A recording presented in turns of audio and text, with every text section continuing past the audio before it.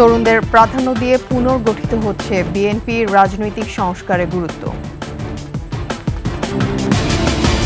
খুলনায় সন্ত্রাসীদের সশস্ত্র মহড়া, ফাঁকা গুলি, ককটেল বিস্ফোরণ। কমলগঞ্জে হিমাগার না থাকায় নষ্ট হচ্ছে টমেটো, দিনাজপুরে আলু সংরক্ষণের দীর্ঘ সিরিয়াল।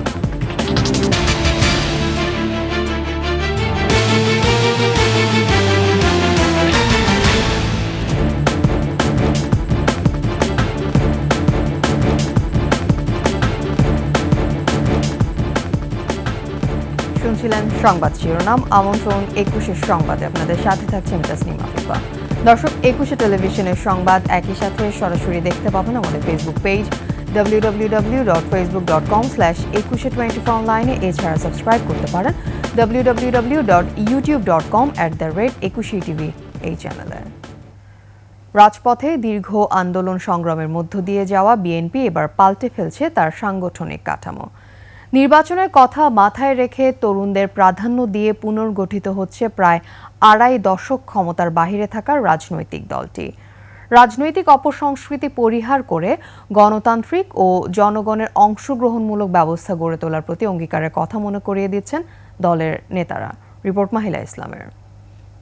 স্বাধীন জনগণ কি চায়? তারা চায় বেঁচে থাকবার অধিকার। 4.5 দশকেরও বেশি সময় আগে 1978 সালে জন্ম নেয়া বাংলাদেশ জাতীয়তাবাদী দল বিএনপির দীর্ঘ পথ চলাটা ধারাবাহিক উত্থান আর পতনের।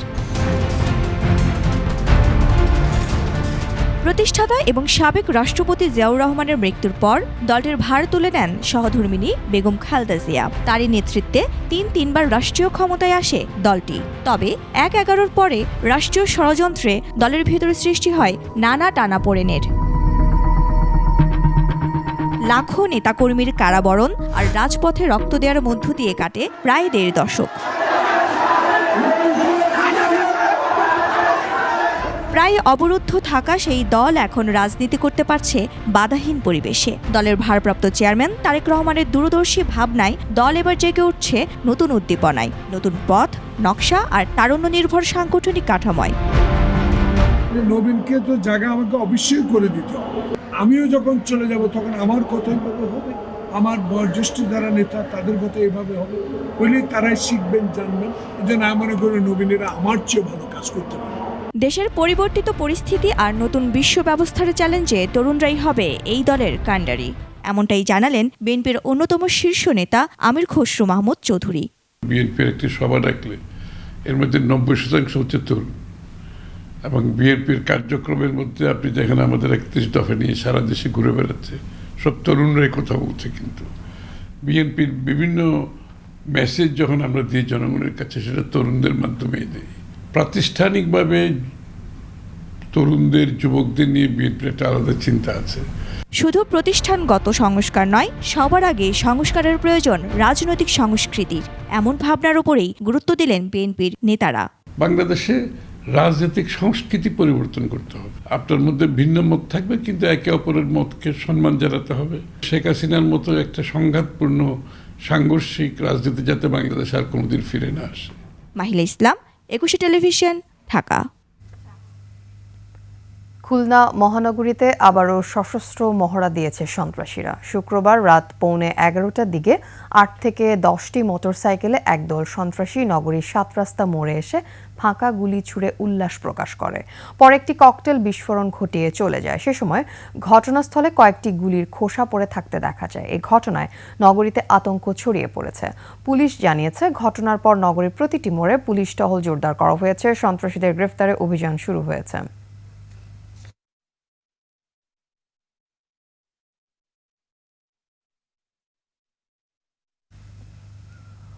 অপরাধীদের ভয়ে সহায় সম্পত্তি হারিয়ে এলাকা ছেড়ে পালিয়ে বেড়াচ্ছেন অনেক ভুক্তভোগী। এছাড়া ঘর থেকে বের হলেই চুরি, ছিনতাই আর ডাকাতির মতো ঘটনায় পুরো নগরবাসী যেন অসহায় এসব অপরাধীর কাছে। ভুক্তভোগীদের সঙ্গে কথা বলে আরও জানাচ্ছেন মাহতাব মিনহাজ।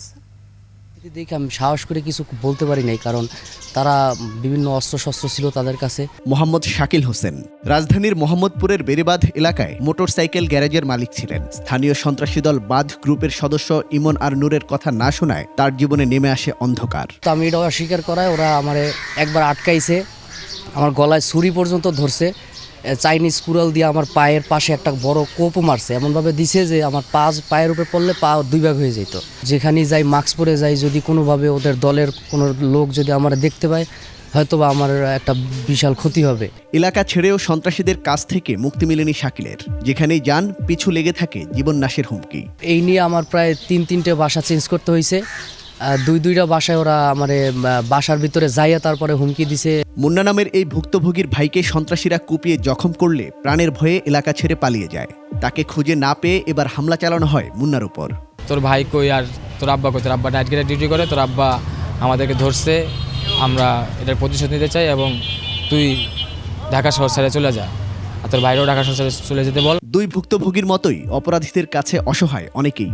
অভিজাত পাড়া থেকে বস্তি এলাকা সবখানি প্রতিনিয়ত ঘটছে চুরি, ছিনতাই আর ডাকাতির ঘটনা। দোকানে মোবাইল রিচার্জ করতেছিলাম, এই ফাঁকে সে আমার ব্যাগ এবং বাজার সাথে সবকিছু নিয়ে সে পালিয়ে যায়। মগবাজার এলাকা থেকে এই সংবাদকর্মীর মোবাইল ছিনিয়ে নিলে কিভাবে উদ্ধার করেন জানান সেই ঘটনা। ছিনতাইকারী বলে এমন করে চিৎকার দিয়ে পিছন পিছন গেছি, পরে সাথে আমার একটা মেয়ে এরকম দৌড়াচ্ছে দেখে সাথে আরো 5-7 জন পিছন নিয়ে একদম মৌচাকের প্রায় কাছাকাছি, অন্ধকার রাস্তাটা, তো ওই মুহূর্তে একজন লাথি দিচ্ছে, তো উনি পড়ে যাওয়ার পর মোবাইলটা ছুঁড়ে ফেলছে। এসব ভুক্তভোগীর দাবি, পুলিশে অভিযোগ করলে অপরাধীরা তাদের আরও বেশি হুমকি দেয়। তখন সময় মতো পান না পুলিশের সহায়তা। তবে পুলিশের এই কর্মকর্তা জানান, সুনির্দিষ্ট অভিযোগ পেলেই নেওয়া হয় ব্যবস্থা। যারা প্রভাবশালী এরকম কেউ, তারা যদি বাদীকে অনর্থক বিভিন্নভাবে হুমকি দামকি দিয়ে থাকে, সেক্ষেত্রে আমরা অবশ্যই সেগুলো বিবেচনা করি। আমাদের কাছে সুনির্দিষ্ট কোনো অভিযোগ নাই। কেউ যদি আমাদের কাছে সুনির্দিষ্ট অভিযোগ প্রদান করে তাহলে আমরা অবশ্যই তার ভিত্তিতে আইনি ব্যবস্থা গ্রহণ করব। ডিএমপির তথ্য বলছে, গত 3 মাসে ডিএমপিতে ডাকাতির মামলা দায়ের হয়েছে 23টি, চুরির মামলা 406টি আর ছিনতাইয়ের মামলা হয়েছে 139টি। এসব ঘটনায় 2777 জনকে গ্রেপ্তার করে ডিএমপি। এমন দুর্বিষহ অবস্থা থেকে দ্রুত মুক্তি চান নগরবাসী। মাহতাব মিনহাজ, একুশে টেলিভিশন, ঢাকা। মৌলভীবাজারের কমলগঞ্জে হিমাগার না থাকায় মাঠেই নষ্ট হচ্ছে টমেটো। দাম কম থাকায় চাষিরা টমেটো তুলতে আগ্রহ হারাচ্ছেন। তারা বলছেন, এখন টমেটো বিক্রি করে যে টাকা পাওয়া যাচ্ছে তা উৎপাদন খরচের তুলনায় অনেক কম। এদিকে দিনাজপুরে আলু সংরক্ষণে হিমাগারের সিরিয়াল পেতে কৃষক ও ব্যবসায়ীরা দীর্ঘ সময় অপেক্ষা করতে হচ্ছে। মৌলভীবাজার প্রতিনিধি বিকুল চক্রবর্তী ও দিনাজপুর প্রতিনিধি চিত্ত ঘোষের তথ্যচিত্রে ডেস্ক রিপোর্ট। মৌলভীবাজার কমলগঞ্জে এবার টমেটোর বাম্পার ফলন হয়েছে। দাম নেমেছে তলানিতে। কেজি প্রতি পাইকারি বিক্রি হচ্ছে 6 থেকে 8 টাকা। এতে ক্ষেত থেকে টমেটো সংগ্রহ ও আড়তে পৌঁছানোর পরিবহন খরচ না ওঠায় মাঠেই নষ্ট হচ্ছে ফসল। অথচ কদিন আগেই গাছের টাটকা টমেটো দেখে প্রাণ জুড়িয়েছিল চাষিদের। আশা করেছিল ভালো ফলনের সচ্ছলতা আসবে, কিন্তু সেই টমেটো এখন জমি থেকে তুলতে আগ্রহ নেই চাষিদের।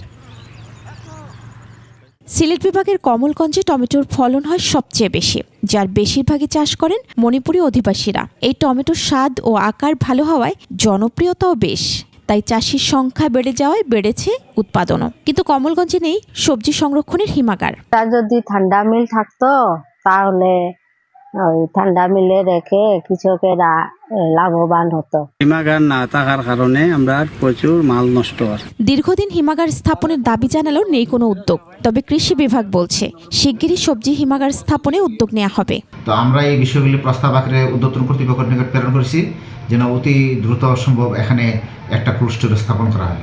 জেলায় এবার উৎপাদনের লক্ষ্যমাত্রার চেয়ে 4 লাখ টন বেশি টমেটো উৎপাদন হয়েছে। এদিকে দিনাজপুরে হিমাগারে আলু সংরক্ষণে সিরিয়াল পেতে কৃষক ও ব্যবসায়ীরা দুর্ভোগের শিকার হচ্ছেন। রাস্তার ধারে আলু বোঝাই শত শত ট্রাক্টরে দিনরাত অপেক্ষা করছেন তারা। গত কয়েক বছর দাম পাওয়ায় জেলায় এবার আলুর আবাদ যেমন বেশি হয়েছে, তেমনি ফলনও ভালো। কিন্তু হিমাগারের সংখ্যা মাত্র 14টি। গাড়িতে করে আলু নিয়ে আসছি, প্রায় আজ 3 দিন হচ্ছে। আমার বস্তা এখনো একটা ঢুকে নেই। কৃষকরা একটা টেনশনের মধ্যে আছে। রোজায় শ্রমিক সংকটের পাশাপাশি ব্যবসায়ী ও কৃষক একই সাথে আসায় সমস্যার সৃষ্টি হচ্ছে বলে জানায় হিমাগার কর্তৃপক্ষ। উৎপাদনের তুলনায় কলেস্ট্রল তো আর বেশি হয়নি, সবাই একসঙ্গে আসার কারণে মূলত এই চাপটা।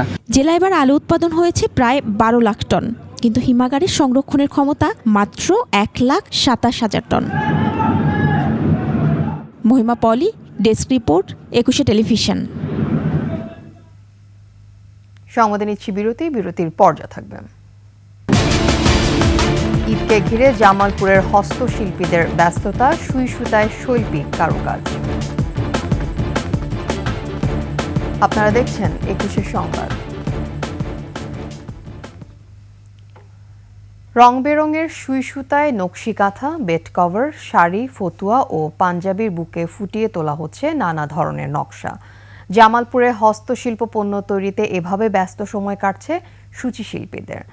বাজার ধরে রাখতে নিত্য নতুন ডিজাইনের নকশি সূচি পণ্য তৈরি করছেন উদ্যোক্তারা। জামালপুর থেকে রাজু আহমেদ ফুয়াদের তথ্যচিত্রে ডেস্ক রিপোর্ট। জামালপুরের হস্তশিল্প পল্লীতে ঈদকে ঘিরে নিত্য নতুন ডিজাইনের নকশি সূচিপণ্য তৈরিতে ব্যস্ত সময় পার করছেন উদ্যোক্তারা। রং বেরঙের সুই সুতায় ফুটিয়ে তোলা হচ্ছে এসব কাজ। রশকি খাতা করি, শাড়ি করি, পাঞ্জাবি করি। আমরা 20 বছর ধরে সেলাইয়ের কাজ করি। সেলাই করে সংসার মোটামুটি ভালো চলে। হস্তশিল্প পল্লীর পণ্যগুলো শোভা পাচ্ছে বিভিন্ন বিপণী বিতানে। ঈদে নিজেদের পছন্দের পোশাকটি কিনতে দোকানগুলোতে ভিড় করছেন ক্রেতারা। প্রত্যেক বছরই আমরা হস্তশিল্পের ড্রেস কিনি। পাঞ্জাবি এবং 3 পিস কেনার জন্য আমরা ইয়েতে আসছি। ছেলেদের পাঞ্জাবি, ফতুয়া, মেয়েদের 3 পিস। যে পরিমাণে মাল তৈরি করেছি সেই পরিমাণে আমরা বিক্রেতা পাচ্ছি না। ঈদ, পহেলা বৈশাখ এবং গরমের বিষয়টি মাথায় রেখে এবার তৈরি হচ্ছে নান্দনিক ডিজাইনের পণ্য। আমরা চাচ্ছি যে গ্রাহকদের চাহিদা মাফিক এবং সময়োপযোগী ডিজাইনগুলো করার জন্য আমরা করেছি। দেশের গণ্ডি ছাড়িয়ে বিদেশেও কদর বেড়েছে জামালপুরের হস্তশিল্পের। আমাদের এখানে সারা বাংলাদেশ থেকে এই পণ্যগুলো সংগ্রহ করে এবং এবার যে ঈদ উপলক্ষে অন্যান্য বছরের তুলনায় একটু কম হয়েছে। ভৌগোলিক নির্দেশক জিআই পণ্য হিসেবে এরই মধ্যে স্বীকৃতি পেয়েছে জামালপুরের নকশি কাঁথা। Khurshid Alam, desk report, 21 television. জামালপুরের হস্তশিল্প কারখানা থেকে যুক্ত হচ্ছেন আমাদের প্রতিনিধি খন্দকার রাজু আহমেদ। রাজু, আশা করি শুনতে পাচ্ছি। ঈদকে সামনে রেখে বেচা বিক্রি কেমন দেখছেন? জি, আপনি যেমনটি বলছিলেন, ঈদকে সামনে রেখে আর মাত্র কয়েকদিন আছে ঈদের। এই সময়ে জামালপুরের হস্তশিল্পের কারখানাগুলোতে শ্রমিকরা ব্যস্ত সময় পার করছেন। তারা আসলে খুব গ্রাহকরা আসলে তাদেরকে খুব তাড়া দিচ্ছেন যে আর মাত্র কয়েকদিন সময় আছে, এর মধ্যে তারা এই কাজগুলো শেষ করবেন। এই জন্য তারা দিন রাত এখানে পরিশ্রম করে যাচ্ছেন। এখানে জামালপুরে আসলে এই হস্তশিল্পের উপরে নির্ভর করছে প্রায় লক্ষাধিক মানুষ। তারা প্রতিনিয়ত এই হস্তশিল্পের কাজগুলো করে যাচ্ছে। তবে এই বছর ঈদ এবং সামনে পহেলা বৈশাখকে সামনে রেখে এবারে তাদের আয়োজন বেশ ভালো, তারা বলছেন আমাদেরকে। তবে তারা খুব বেশি এটাতে সাড়া পাচ্ছেন গ্রাহকদের, সেটা তারা পাচ্ছেন না। তো এই বছর নিত্য নতুন যে ডিজাইনগুলো তারা নিয়ে আসছেন এগুলো এবং সময় উপযোগী তারা বলছেন। তবে এই পর্যন্ত খুব বেশি এটা গ্রাহক তারা আকৃষ্ট করতে পারছেন না। তারা বলছেন আমাদেরকে যে এটা পরিবর্তিত পরিস্থিতির কারণে হয়তো তাদের বেচা বিক্রিটা আসলে কম হচ্ছে। তবে আরও যে কয়েকদিন সময় আছে রমজানের, সেই সময়টাতে তারা চিন্তা করছেন যে হয়তো তারা বেচা বিক্রি আরেকটু বাড়বে, সেই আশায় তারা এই পর্যন্ত রয়ে গেছেন। তো এই বিষয়ে আমি আসলে এইখানে জামালপুরের একজন উদ্যোক্তা আছেন, আমি একটু কথা বলবো তার সাথে যে তারা আসলে কেমন করছেন এই পর্যন্ত।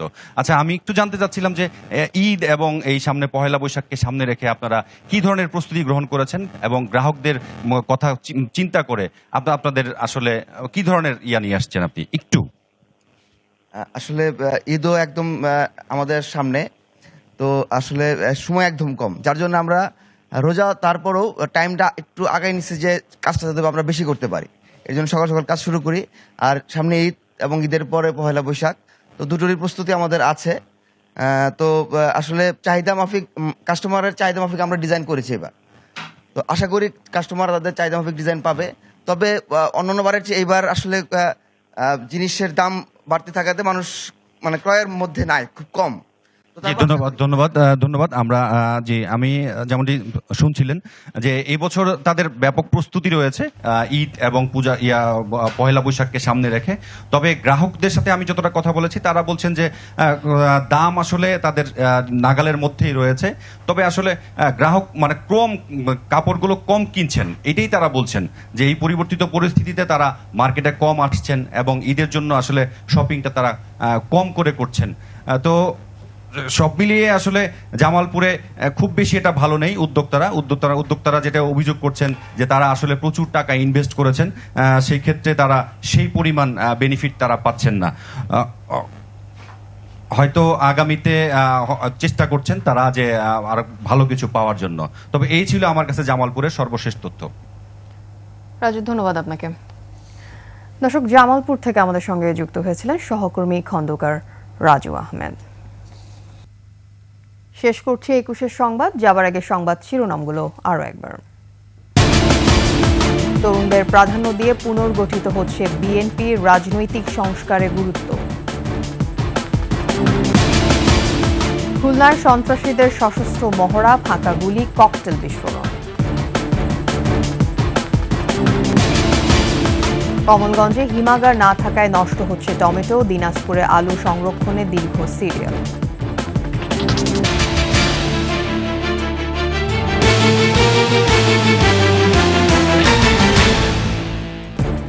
সর্বশেষ খবর জানতে ডায়াল করুন 2021 নম্বরে আর ভিজিট করুন 21-tv.com এই ওয়েবসাইটে। এছাড়া ফেসবুকে লগ ইন করতে পারেন www.facebook.com/2124 অনলাইনে। এছাড়া সাবস্ক্রাইব করতে পারেন www.youtube.com/21utv এই চ্যানেলে। এতক্ষণ সাথে থাকার জন্য ধন্যবাদ। আমাদের পরবর্তী সংবাদ বেলা 11টায় দেখার আমন্ত্রণ রইল। 21-এর সাথে।